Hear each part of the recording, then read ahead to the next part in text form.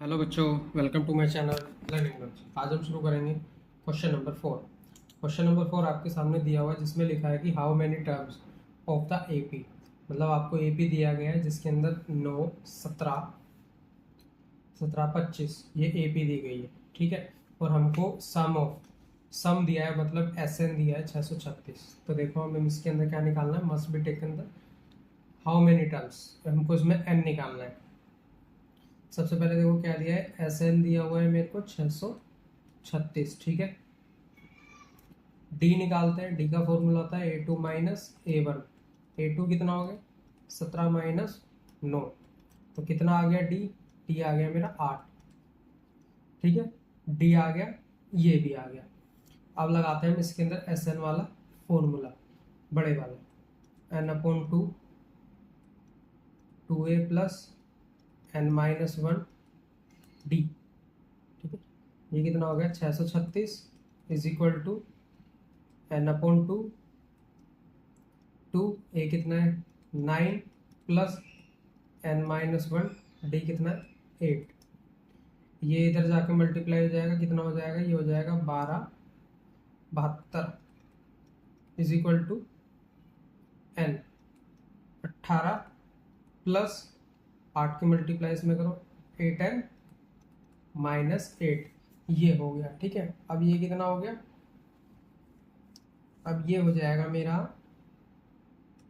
1272 is equal to 18n plus 8n square minus 8, ठीक है। अब देखो ये पूरी वैल्यू इधर ले आओ,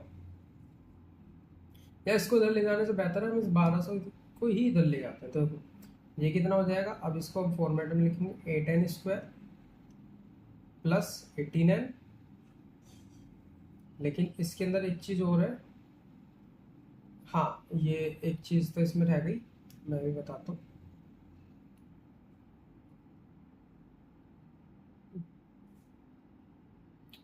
ये वाली मल्टीप्लाई अभी इसमें रह गई है करनी, ये थोड़ा एक्स्ट्रा पार्ट आ गया, इसको हटाते हैं, ठीक है। तो ये कितना हो गया, अब यहाँ देखो 18n प्लस 8n स्क्वायर, ये माइनस 8n, तो इन दोनों 8n में मतलब ये हो जाएगा मेरा 10n, ठीक है। तो ये कितना आ गया मेरा, ये आ जाएगा मेरा, अभी यहाँ पे हम लिखते हैं 1272 is equal to 10n plus 8n square. अब इस वैल्यू को इधर ले जाओ, तो 8n square plus 10n minus 1272। अब यहाँ पे आप जीरो लगा दो, कोई दिक्कत नहीं, इधर लगाओ इधर लगाओ, एक ही बात है। अभी वैल्यू बड़ी हो रही है, इसको छोटा करो, डिवाइड बाय 2, 2 से डिवाइड करो, कितना आएगा 4n square plus 5n minus 636 is equal to 0। अब ये जो मेरी वैल्यू आई है, अब इस पर मिडल टर्म स्प्लिट करेंगे, ठीक है। मैं यहाँ पे लिख देता हूँ 4n square plus 5n minus 636 is equal to 0, ठीक है। अब देखो इसके फैक्टर्स कैसे होंगे, 636 के फैक्टर नहीं 636 के फैक्टर नहीं होंगे।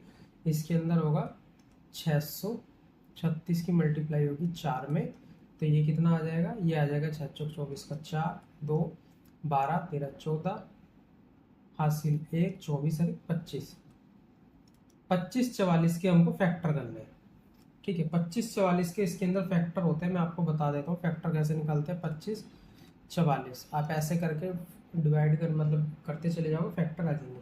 बाकी मैं इसके फैक्टर लिख देता हूँ कितने होते हैं। इसके जो फैक्टर आएंगे प्लस 53 है माइनस 48 है माइनस 636, ठीक है। एन बाहर रहेगा, 4n प्लस 53, और यहाँ कितना आ गया माइनस 12 बाहर आ गया, तो 4n माइनस 53 हो जाएगा यहाँ पे, ठीक है। फैक्टर कितना आया 4 माइनस 12, 4n प्लस 53, ठीक है। अब देखते हैं क्या होगा। अब 4 माइनस 12 देखिए 4 नहीं है, ये n है।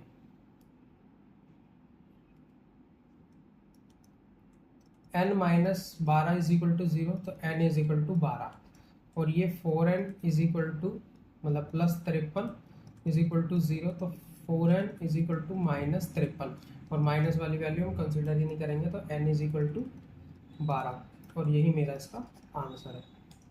अब करते हैं क्वेश्चन नंबर 5। क्वेश्चन नंबर 5 में आपको दिया गया था first term of the 5 AP and the last term is 45, the some is 400। ठीक है, चलो देखो इसमें क्या क्या दिया हुआ, हमको क्या करना है, इसके अंदर कॉमन डिफरेंस डी निकालना है।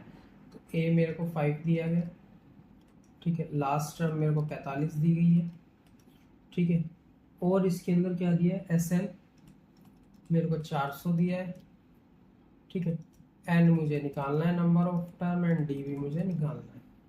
तो एस एन का फॉर्मूला लगाओ, क्या होता है, N upon two a plus L लगाओ, क्योंकि लास्ट टर्म हमको निकालनी है। एस एन कितना है, 400, ठीक है,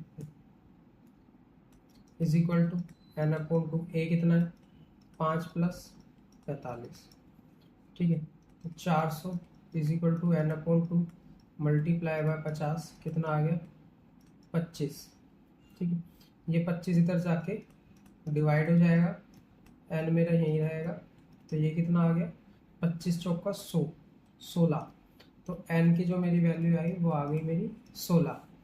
जब मेरा एन निकल गया, ए एन का फॉर्मूला लगाओ, ए प्लस एन माइनस 1 डी निकालने के लिए। ए एन कितना है, 45, क्योंकि लास्ट टर्म है, ए कितना है, 5 प्लस 16 माइनस 1 टी, तो 45 माइनस 5 इज इक्वल टू 17, तो 17 नहीं 15, 15 डी। ये कितना हो गया, ये हो गया मेरा 40, और इधर मेरा 5 15 मल्टीप्लाई में डिवाइड में हो जाएगा डी, तो ये कितना आ गया, ये आ जाएगा मेरा 5 अट्ठे 40, 5 दिया 15, तो डी आ गई मेरी 8/3, ठीक है, तो ये मैंने यहाँ पे ए और डी मतलब एन और डी दोनों निकाल दिए। अब करते हैं क्वेश्चन नंबर 6।